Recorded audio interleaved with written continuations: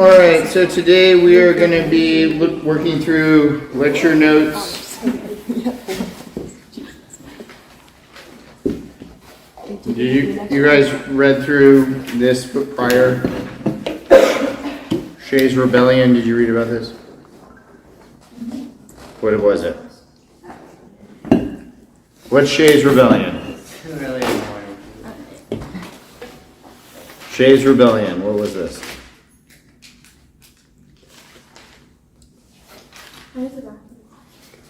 Yes. All right. Shays Rebellion, this is a... It's something to do with death, right? Yes, basically you have farmers in western Massachusetts committing violence against tax collectors. Remember, you should understand western Massachusetts as what? The frontier, basically. It doesn't seem like it now, right? But all these rebellions, also the Whiskey Rebellion, that is also going to be occurring in what is considered the frontier in the new country. All right.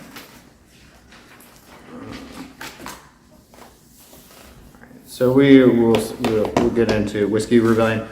Whiskey Rebellion, one of the first instances of, or really second instance of violent tax resistance. This one is occurring in western Pennsylvania, so near present day where?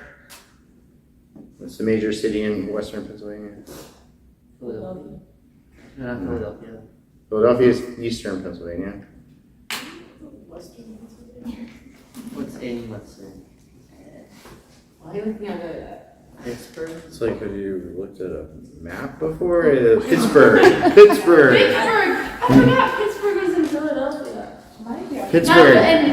Right, and then this is where the French and Indian Wars has kicked off, right? So there you have. This is where people are wanting to expand, right? This is in the territory that has been demarcated following the conclusion of the French and Indian War. Following the establishment of America as an independent state, you have more people relocating into this area, right? They're going to be much more libertarian in their thinking, wanting less government, etc. And so it's no coincidence that you have this violent resistance there. Following Shays Rebellion, the national government has stepped up its military force, and Washington immediately mobilizes a militia that restores order, crushes the rebellion. Actually, is so intimidating of a force that the rebellion basically just ends itself before troops arrive. This is significant because it demonstrates that the federal government can enforce laws in the frontier areas. You're going to have a primary source individual assignment coming up later, where you're asked to connect 3 primary sources. I think maybe Bacon's Rebellion, Shays Rebellion, and Whiskey Rebellion could be really easy because those are all sort of frontier-based skirmishes. You could tie in the French and Indian War and the decree in 1763, and then you really have something to work with there. Also from this same year, you also have something called Jay's Treaty. This leads to Britain vacating a number of northwest forts that had been long-standing in this area. You also get compensation for U.S. shippers. Remember, the British Navy is still maintaining a presence in the Atlantic. They are still involved in war with whom? The French. Okay, they're kind of always involved in some kind of conflict with the French. And in Jay's Treaty, you get something. It's somewhat insufficient for a lot of Americans because there is no end to impressment. Does anybody know what this term means, impressment? Basically, there are people who are working on ships who are being captured in the Atlantic and then forced into the British military effort. They're basically being taken in as soldiers. Britain is claiming that they are sort of under the crown, etc. And Jay's treaty is somewhat insufficient in dealing with that issue. This preserves neutrality and prosperity by the Federalist view, but you get considerable Republican outrage among the populace.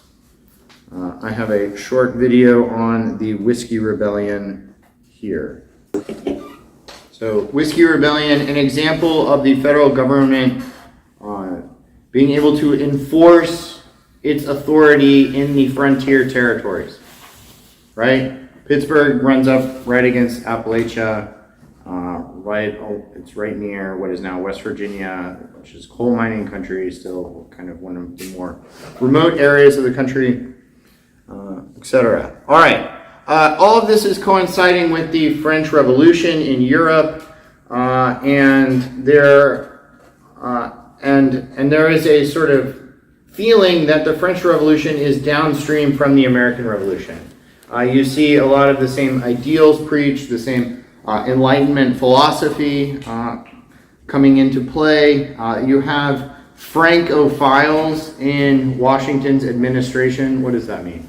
Francophile. Was it someone crazy about France? It's like somebody who loves France and French culture. Okay, yeah. Appreciates French culture. Who would be an example of that in Washington's cabinet? Does anybody know? Wasn't Jefferson? Yes, Okay. exactly. Thomas Jefferson. Thomas Jefferson is basically France's advocate within the administration. That said, the thinking is by a lot of other founding fathers, we're more similar to the British, right? The French are mostly Catholic. They're more libertine, etc. We are more similar to the British culturally. We are much more downstream from them, and you have tensions arising, especially after something that's called the Guinea Affair. The Guinea Affair is an event wherein the French ambassador to the United States attempts to recruit mercenaries to fight against the British. Weren't the French our allies in the Revolution? Yeah, right. So the French had sort of turned the tide in the American Revolution, and there are revolutionaries who make this case like we owe them something, right? But Washington's stance is we need to remain what? We need to remain what? What do you think his stance? We'll not get into like other conflicts with other people now since we've just become free ourselves. Exactly, right? We don't need to get tied into these European wars. We need to maintain neutrality in order to ensure our economic ties with all of these nations in Europe, right? And something like the Guinea Affair undermines that thinking, because you have Americans who are incentivized financially to join the French effort, and Washington has to put an end to this. This is also coinciding with the Reign of Terror. Has anybody heard of this? Reign of Terror? Basically, like, this is sort of a warning to colonists of the limits of revolution, right? The guillotine gets turned on the people, those who sort of brought it out in the first place. Robespierre is one of the more notable examples. Danton is another example. You also have this coinciding with naval skirmishes out in the Atlantic. That is what the XYZ affair is, and that leads to increasing anti-French fury, some reevaluations of Francophile sentiments, etc. And you have the federal government beginning to criminalize speech to a certain extent, especially as it relates to French sentiments. There is a civil liberties backlash that is led by the Virginia and Kentucky resolutions, wherein Jefferson argues that states should have the right to judge constitutionality.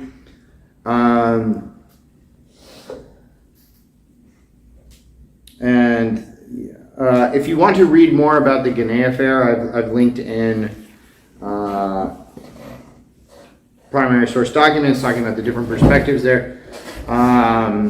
You can check that out in your own time. I have a quick video on the French Revolution because it is important in understanding this sort of context of the time period.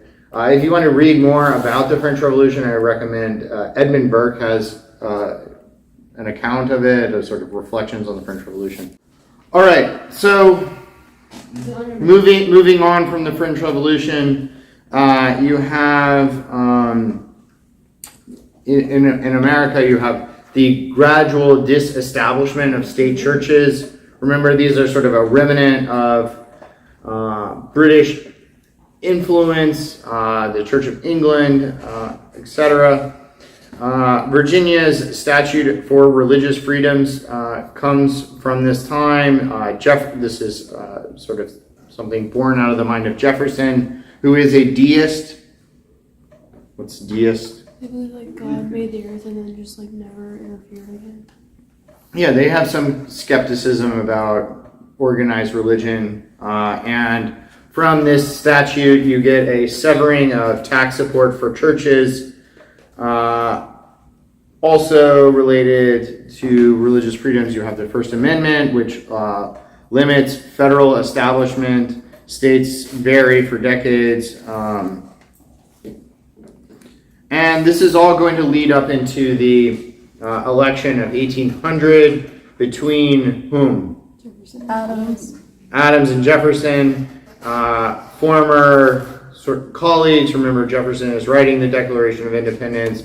It's being edited by Adams. Adams is the incumbent in this election, but he has sort of curtailed a lot of freedom of expression. Him and his wife are basically arresting and jailing those who voice criticism of his presidency, and a lot of these people become martyrs. There is a very bitter press war between the two of them, right? And eventually Jefferson is going to come up on top in this election. Adams loses, Jefferson and Burr tie, but the House resolves the election for Jefferson. This is important to understand as the first peaceful transfer of power between parties. Jefferson is running on a newly found Republican Democrats Party, and this sets a precedent. Doesn't it also lead to the 12th Amendment being formed? I'm not sure. Is that, well, I'll have to look into that. I mean, we can. Well, because Jefferson and Burr tied because there wasn't like a set place for, like at that time they didn't cast separate ballots for president and vice president, so the 12th Amendment was formed so that there wouldn't be a tie like that again. Yeah, okay. Yeah. So 12th Amendment was a direct result of the Revolution of 1800. The presidential election of 1800, because the original system for electing a president and vice president had led to a tie between Thomas Jefferson and his running mate Aaron Burr. To prevent future chaos, the amendment was passed in 1804 to require separate votes for the president and vice president, ensuring a president and vice president from the same party could be elected together. All right, very good. Yeah. Can we watch Hamilton? I love Hamilton so much. No. I love it so much. All right. You can see the electoral map here. Where is Jefferson's support? In the South. in the South, compared with Adams up in New England. Remember, where's Adams from? Massachusetts? Yeah, he's from Massachusetts. Jefferson is from where? Virginia? No. Virginia. Yeah. Virginia. All right, some conclusions or takeaways. New Constitution enables taxation, war making, and law, but cannot erase fractional divide. Hamilton's economic system builds credit and markets, but sharpens class/sectional divide. The Whiskey Rebellion is an example of federal strength. Jay's Treaty and the French Crisis harden parties. The Bill of Rights expands liberties for many white men, while Constitution entrenches slavery. And you also get Washington's warning that parties can check power, but excess partisanship can consume the republic. Maybe there are some parallels that we can draw to our present circumstances in the country. Let's read through this conclusion. How about Chiom? Can you start with the first paragraph? A grand debate over political power engulfed the young United States. The Constitution ensured that there would be a strong federal government capable of taxing, waging war, and making law, but it could never resolve the young nation's many conflicting Constituencies, like groups of people with the same interests. Okay. The Whiskey Rebellion proved that the nation could stifle internal dissent, but exposed a new threat to liberty. Hamilton's banking system provided the nation with credit, but also constrained frontier farmers. The Constitution's guarantee of religious liberty conflicted with many popular prerogatives. Dissension only deepened, and as the 1790s progressed, Americans became greatly divided over political parties and foreign war. Ledger. During the ratification debates, Alexander Hamilton had written of the wonders of the Constitution. A nation without a national government, he wrote, would be an awful spectacle. But he added, the establishment of the Constitution in a time of profound peace by the voluntary consent of a whole people is a prodigy, a miracle that should be witnessed with trembling anxiety. Anti-federalists had grave concerns about the Constitution, but even they could celebrate the idea of national unity. By 1795, even the staunchest critics would have grudgingly agreed with Hamilton's convictions about the Constitution. Yet these same individuals could also take the cautions in Washington's 1796 farewell address to heart. There is an opinion, Washington wrote, that parties in free countries are useful checks upon the administration of the government and serve to keep alive the spirit of liberty. This, he conceded, was probably true, but in a republic, he said, the danger was not too little partisanship, but too much. A fire not to be quenched, Washington warned. It demands a uniform vigilance to prevent its bursting into a flame, lest, instead of a warning, it should consume. A warning, it should consume. All right. For every parade, Thanksgiving proclamation, or grand procession honoring the unity of the nation, there was also some political controversy, reminding American citizens of how fragile their union was. And as party differences and regional quarrels tested the federal government, the new nation increasingly explored the limits of its democracy. I think that there are direct parallels to that in our present day, right? Any given event happens, and there's almost this sense of, what is my side saying about this? And what is sort of the collective reaction that I can kind of get on board with, etc. These are not new issues. This is not a new phenomenon, right? This is something that Washington wrote about and talked about in his farewell address. You have some key terms and dates to know down at the bottom. Discussion starters are not as important. All right. So moving into assignments. This is sort of a version of something we've done before. Primary sources assignment that said this time we're going to be doing it individually. Remember this guy? Who's this? Oh yeah, that's George. King Charles Oh my I. god. King George. I love this picture. Or I just love that whole thing. John Ford? Like that's what I I've seen John Ford. I've seen John Ford, guys. Somebody said this. Who's John Pork? No, that's God. Google it. What? Google it. I'm not. like John Ford? It's Yeah, not that's what I bad. saw. I thought that's what it was. John Ford? This is John Like, Ford. why is John Ford on Yeah, the look screen? up John Ford.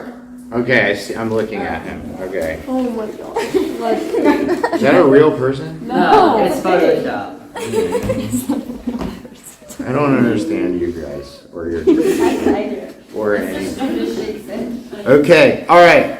So we've gone through 6 chapters in the Yop so far. I want to get to the Civil War before Christmas, so I think we're gonna kind of hit the gas a little bit up until the Civil War. I want you to start looking back at the primary sources that we have or that are linked into the chapters that we've already covered. Does anybody? Where are they? So you have the American Yop here. I'd like to get here by Christmas. Okay. So you've got, let's say, we'll go back to colonial society. Go to this chapter.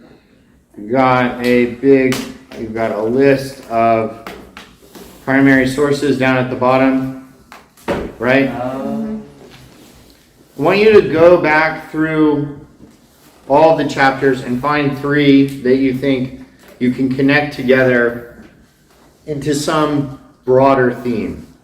Including the chapter that we just went over. Yes, including chapter 6. All right, so yeah, choose 3. You've got a variety of sources: letters, laws, speeches, sermons. Try and cover different time periods, and then think about how to link themes together. You should start by giving the who, what, when, where, why, and then the significance. You can just use a chart. Just use a chart and fill it in like this. And then second section of this, I just want 2 to 3 paragraphs connecting the sources together in a broader theme. I gave you this example of Bacon's Rebellion, Shays' Rebellion, and Whiskey Rebellion. These are maybe considerations related to migration and settlement of peoples in the frontier, right? That's a pretty solid theme to connect those between. Maybe culture and society could also be involved. Perhaps you're talking about America and the world. You're talking about America in relation to the French Revolution. Maybe geography and environment. You're talking about Spanish colonization in the Caribbean and South and Central America compared with the French up north in Quebec area and the British in North America, something like that. Politics and power, maybe disagreements between founding fathers, maybe disagreements between Abigail Adams and her husband, maybe considerations from some of the black voices that we've read, previous American and national identity, maybe Rose Davis, right? Rose Davis, maybe you're including Lejow there, Francis Lejow. A lot of options here. In those 2 to 3 paragraphs, this is very kind of loose writing. Try to make connections or contrasts between the sources, discuss the continuity and change over time, tie your documents to major push themes or concepts. I got liberty, identity, religion, power, race, expansion. I did a sort of who, what, when, where, why, and then significance for one we already covered extensively, John Winthrop. Probably don't do that one because we did spend so much time on that. But it's about, it is worth 20 points. You have a rubric at the bottom. Okay? What? No presentation. Just turn it in. Okay? So, 20 points total. 3 distinct and relevant primary sources from chapter 1 through 6. That's worth 3 points. Accuracy and context, basically the who, what, when, where, why, and significance. Actually, no, that's just the who, what, when, where, why. 6 points. Historical significance, because I think that's a little bit more important than just filling it in, or it involves a little bit more critical thinking. That's worth 4 points by itself. And then the 2 to 3 paragraph reflection, that is worth 5 points. And then I'll also just kind of, I got 2 points at the end for clarity and organization. Okay? Does anybody have any questions about this assignment?